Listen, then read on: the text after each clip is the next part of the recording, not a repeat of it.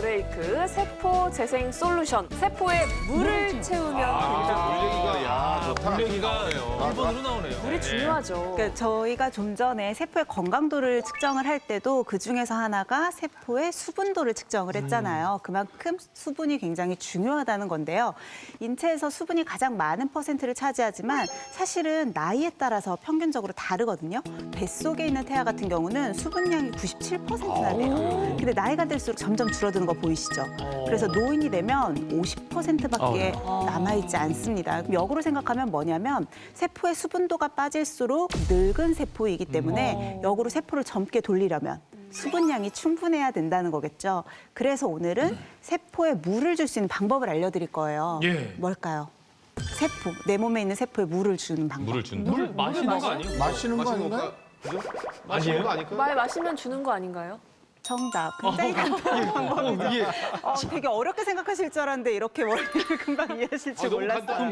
우리가 물속에 이렇게 담그고 있는 거는 좀 더 어렵잖아요. 굉장히 쉬운 방법. 우리가 아까 다 한 것처럼 예. 물을 마시는 게 가장 쉽게 물을 보충할 수 있는 방법인 거죠. 예. 근데 사실 우리가 물 마시는 게 중요하다는 거를 잘 아는데 1년 중에 생각을 해보면은 겨울철에는 뭐 땀도 많이 안 흘리고 외부 활동을 안 하니까 1년 중에 가장 물을 적게 마시는 때가 요즘인 것 같다는 생각이 좀 들어요. 맞아요. 사실 여성분들은 그 물 대신에 뭐 커피를 좀 대체할 수 네. 있을까 하는 분들도 계시고. 설렁탕 같은 거 한 그릇 먹고 나면 물 딱히 한 10시간 동안 안 먹는 거 같아요. 물을 대체할 수 있는 그래도 물은 따로 드셔야죠.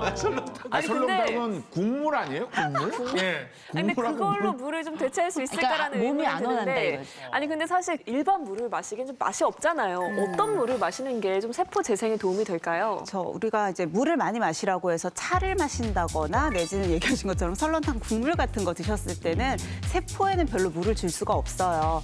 가장 좋은 형태는요. 미네랄이 풍부한 물을 마시는 거예요.